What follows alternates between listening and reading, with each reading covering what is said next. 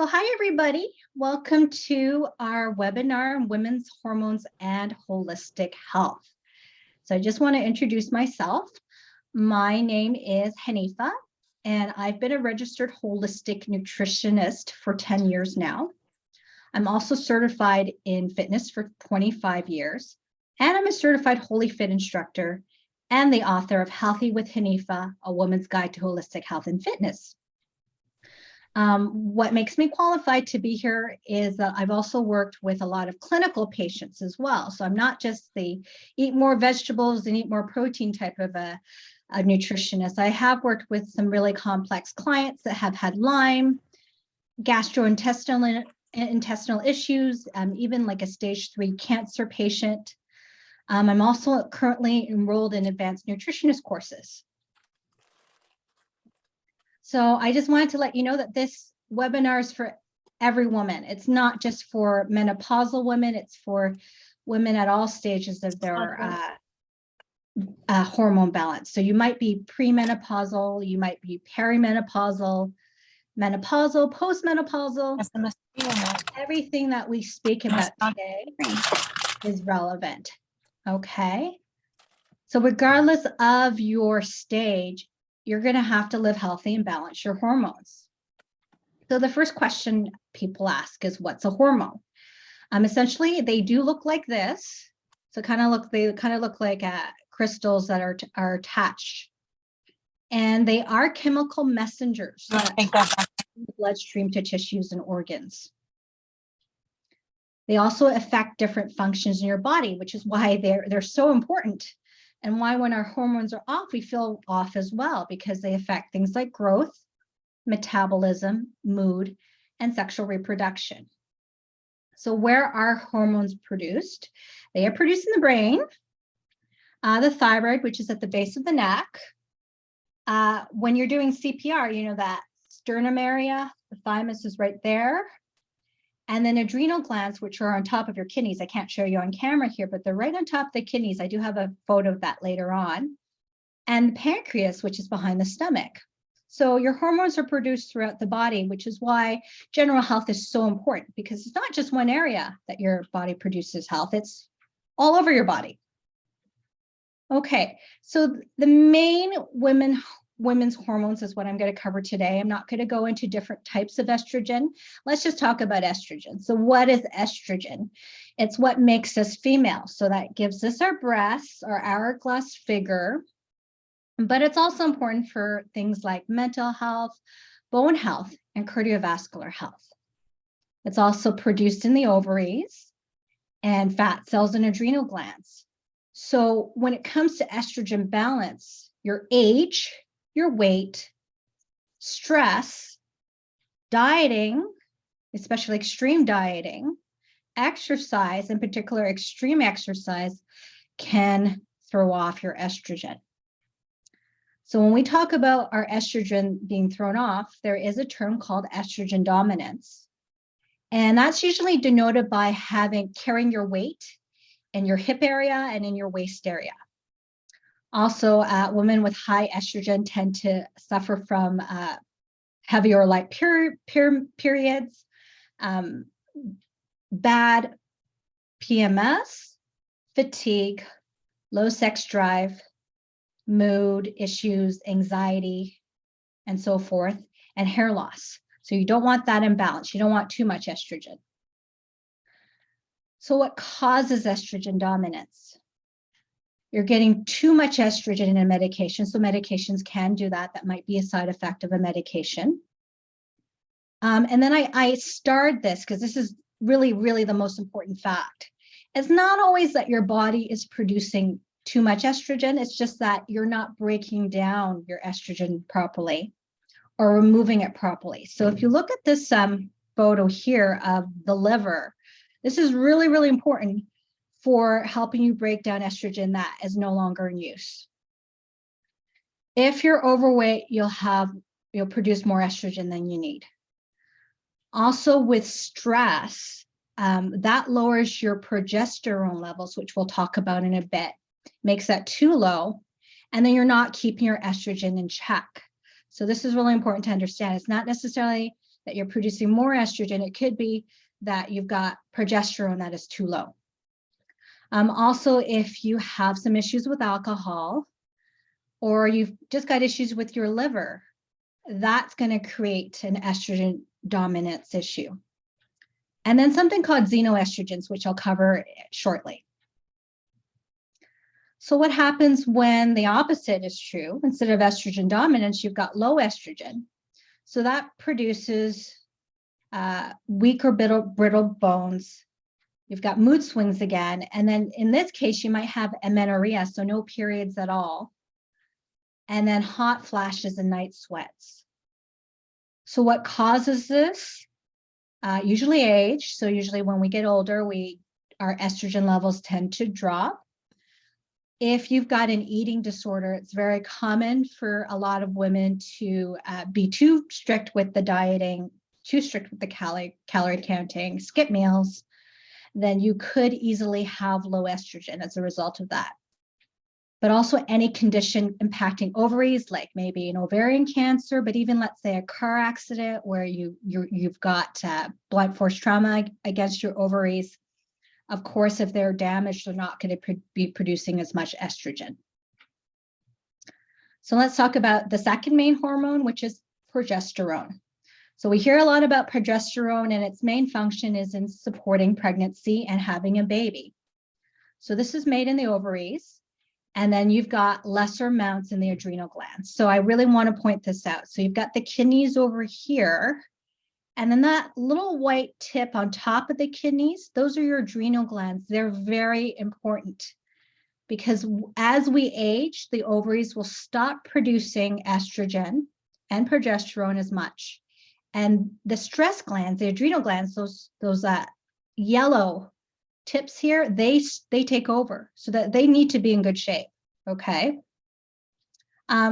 Stress is the main factor affecting your progesterone level. So you really want progesterone and estrogen to be in balance.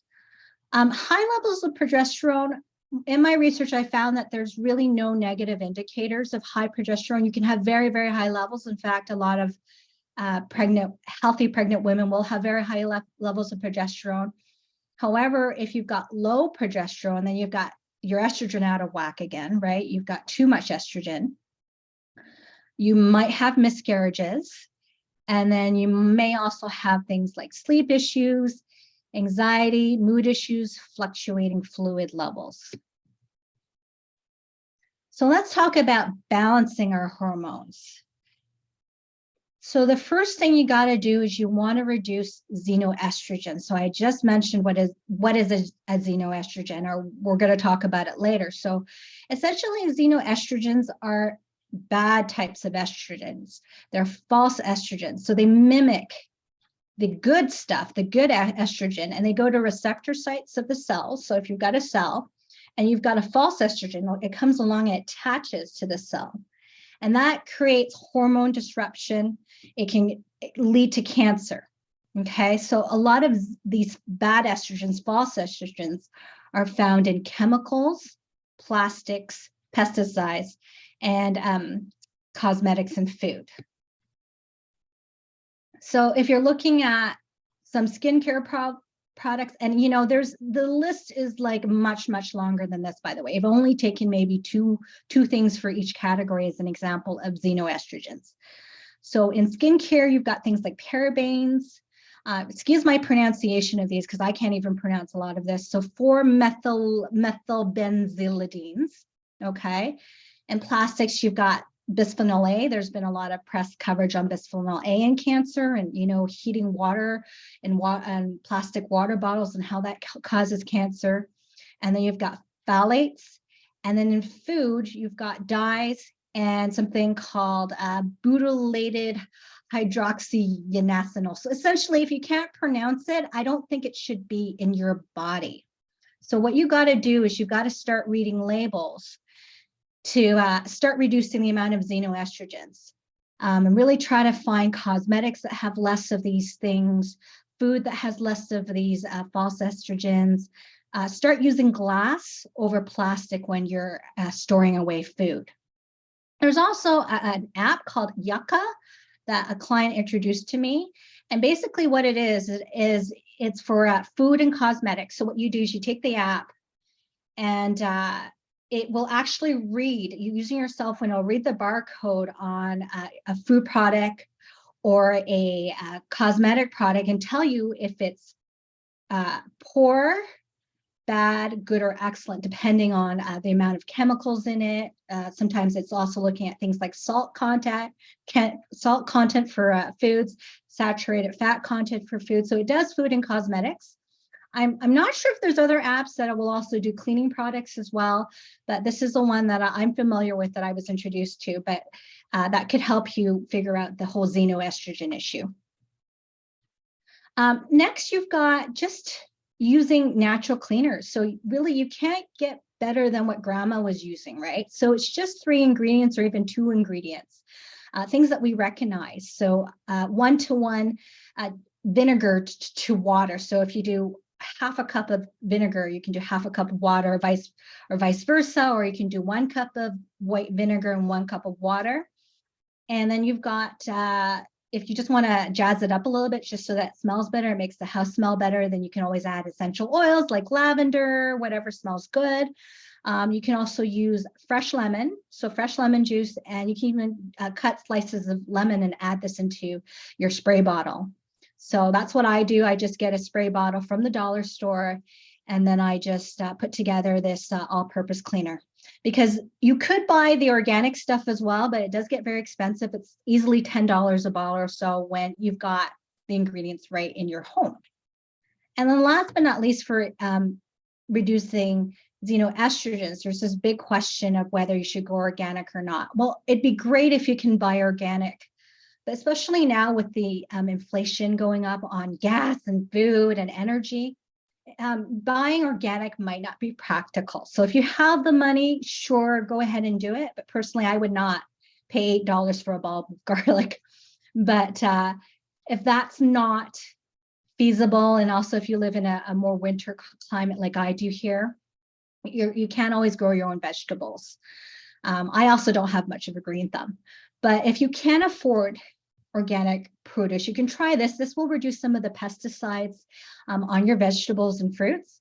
It's just, again, just using household items. You've got 1 teaspoon of baking soda, 2 cups of water, and then you would just take whatever produce you have and soak it for 15 minutes and then rinse it off. So that should remove some of the pesticides and help you out.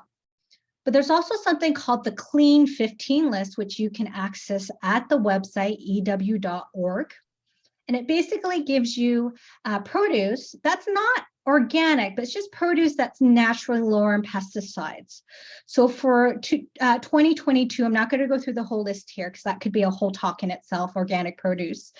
You've got avocados, pineapples, onions, and papaya. So there's definitely foods that you can focus on that are naturally lower in pesticides. Okay, so our next strategy for balancing hormones are consuming foods that support that balance. So what's the first food that does that? It would be oily fish. So why do we need oily fish or oils? And the thing is that hormones are built from fats. So you want the good fats to help you do that. Oily fish would include things like salmon, trout, mackerel, and sardines. If you're vegetarian or you tend to not really like fish, you can still get omega-3s from walnuts, seaweed, hemp, and edamame. And this is what most North Americans, or if you're not from North America, it doesn't matter, but most modern day people are deficient in. We get plenty of omega-6 and 9 from other food sources, but we tend to be deficient in omega-3. So that's something you need to watch for. Okay, so just incorporating more of the omega-3s, you can make sandwiches from a lot of the fishes up there. I discovered tin mackerel and olive oil. I was actually really surprised that mackerel isn't super fishy tasting. And it's actually quite good. And also you've got spreads for crackers that you can do with a lot of this. So I'm not a huge fan of sardines, but you can always mix it up with some more olive oil and lemon juice. If you're not allergic to dairy, you can mix it up with that mayo and capers, that sort of thing. You kind of jazz it up, make it tastier. And then you've got walnuts, seaweed, and hemp. I'm not sure, but you're not going to add seaweed to your yogurt or smoothie, but you can certainly add walnuts and hemp to your yogurt and smoothie. But I don't know if you know, but they've got the packaged seaweeds that you can buy at grocery stores and health food stores. And if you like the flavoring, they make really nice snacks. I usually carry one in my purse, but that's an easy way to get omega-3s in, is through seaweed as well. Okay. This is really important, is the flax seeds. So I should also point out that it's the seed and not the oil that helps you out with balancing your hormones. So it's very special. It's a very special seed because it's what we call an adaptogen. So it essentially adapts to what the body needs. So let's say you're estrogen dominant, okay? You're having PMS. One of the best things to eat is flax seeds because it actually will lower your estrogen. But let's say you've got low estrogen issues, let's say heat flashes, that sort of a thing. The flax seeds will actually increase your estrogen. So it adapts to whatever your body needs. Really, really, and they're not expensive. It's a really great thing to have if you're a woman.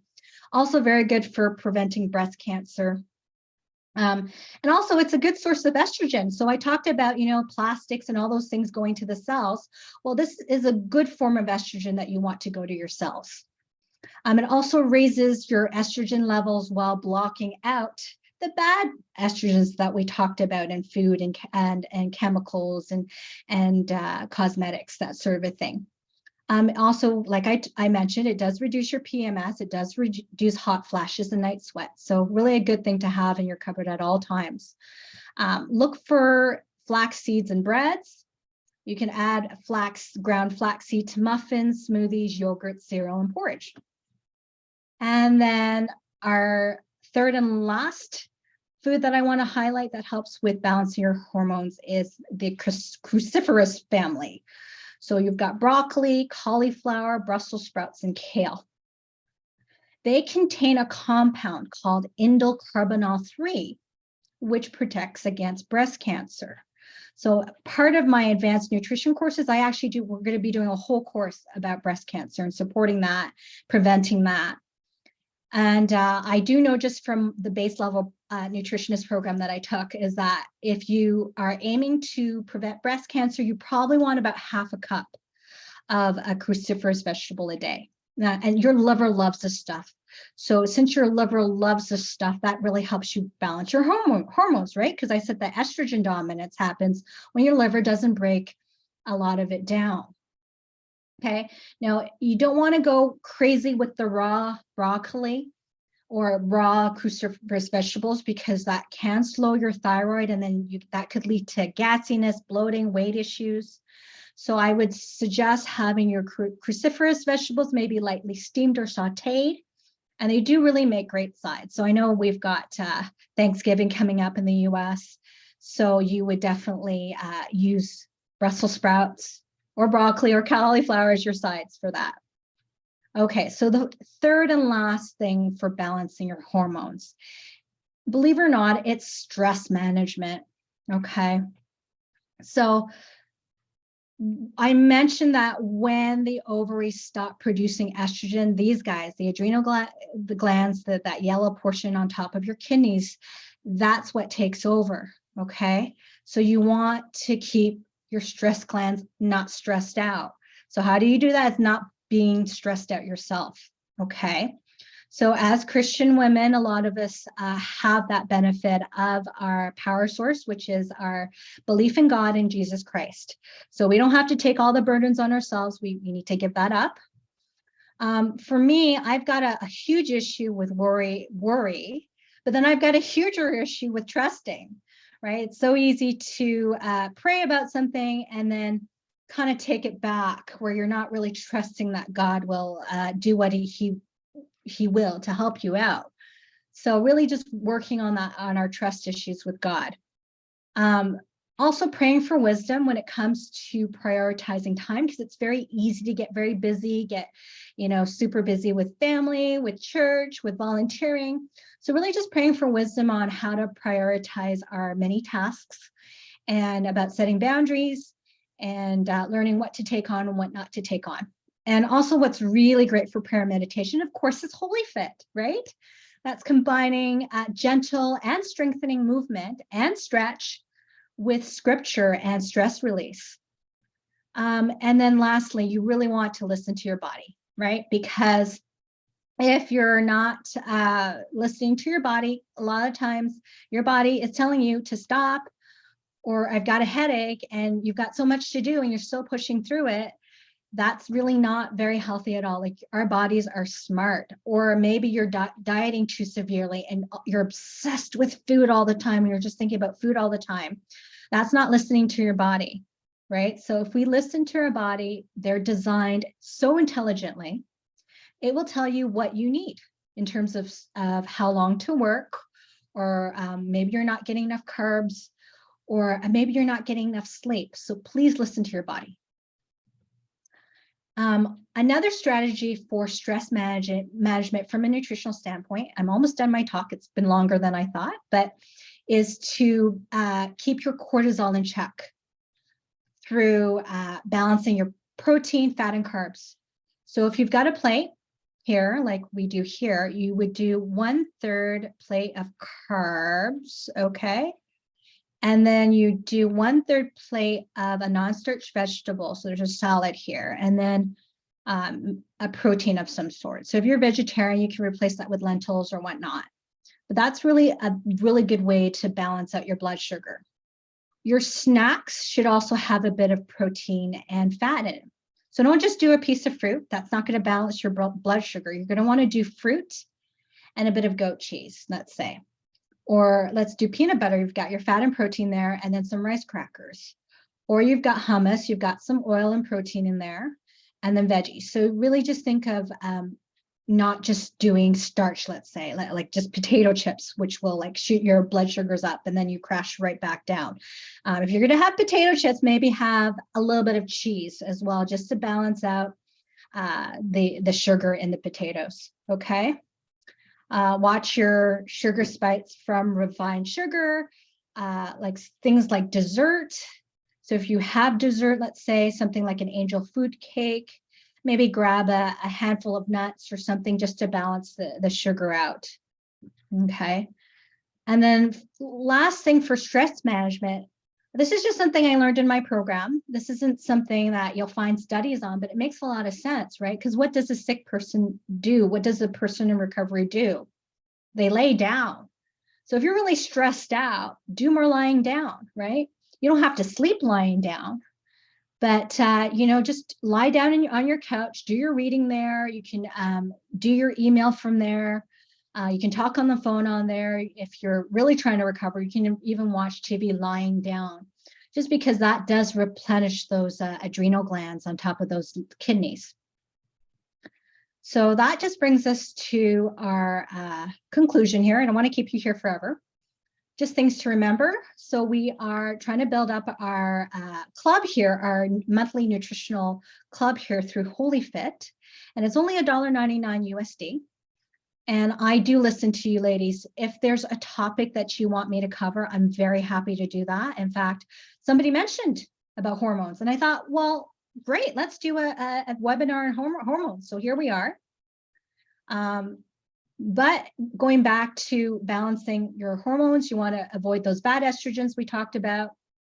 Number 2, you want to eat foods that support your hormones. And then 3, you want to manage stress. So those are the 3 things that you can do starting today or tomorrow to really get your body back into balance.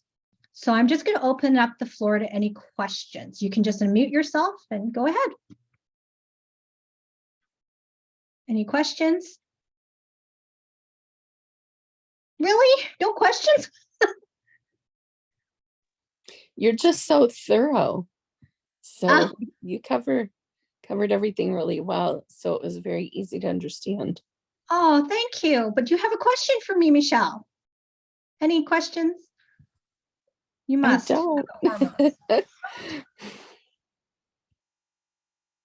Any questions about PMS or menopause here from anybody, or those estrogen creams? Any questions about that? Hanifa, people they don't have to be in WholyFit to join this group, right? No, they just have to know that I will reference holyfit and I will reference our Christian faith once in a while, for sure. Okay, so they just go to YouTube and that's where they join and do the $1.99? I believe so. And if that doesn't work out, then we're going to send them to Kim. So I just spoke to Kim beforehand. I said, where do we send people to? And she said, you can send them to me. Because I said, Laura's not really in the picture as much anymore. So she said, yeah, you can send them to me. So definitely try the YouTube channel first and just hit the subscribe under the nutrition webinars. But if that doesn't work out, then send a message out to Kim. Oh, okay. Well, and then somebody like me, for instance, like I'm 63, so my estrogen is probably nil and void. So just basically I'm doing a lot of what you call, covered today. So just fantastic. keep doing that, right? And more. Yeah, just keep doing that. And I'm sure there are, I didn't get into supplements for women, but you might even want to look into a hormone balance supplement. You don't need to. I mean, if you're already doing this and you're fine, you're not getting a lot of symptoms from hormone imbalance, then you don't need a supplement. But if you are, then maybe look into doing that as well. But a lot of this too, and I didn't cover this completely because it's such a vast topic, is you really do want to work on your gut health as well, because gut health is really key to hormone balance. In fact, I just learned that if you've got a yeast overgrowth in your gut, that can actually lead to estrogen dominance as well.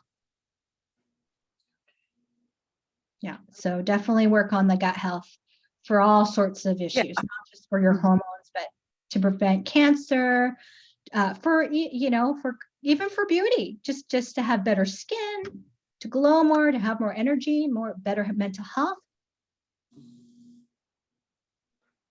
Hanifa, what role does having too much refined sugar in your diet play in affecting hormones? Well, it's really stressful for your body, right? So if that's really stressful for your body, then your poor adrenal glands aren't going to be in a very good they're going to be in less good shape. But not just the adrenal glands, but your thyroid's not going to be as in good shape. Your intestinal area is not going to be as in good shape. Same thing with the liver, your brain. Your body's just under a lot of stress. And if it's and hormones are made throughout the body, right? When we said, where are they made? They're made in the thymus, they're made in the brain. So sugar affects all those areas that are producing hormones. So stay away, because it tastes great. It's a good substitute if you're in an emergency situation, but not great for overall long-term health, right? Because it just your whole body doesn't like sugar. Your taste buds do, but the rest of your body does not. And like I said, liver, your brain, intestinal region, adrenal glands, they don't like sugar. And if you have sugar, then they're not functioning as well, and they produce hormones. Okay, thank you. Okay, but that wouldn't really so much. I mean, I know we don't want to overload on the natural sugar from like fruit and honey and those things, but what's your opinion there? Like, oh, actually, no, I'm a huge fan of sugar and fruit and honey. Oh.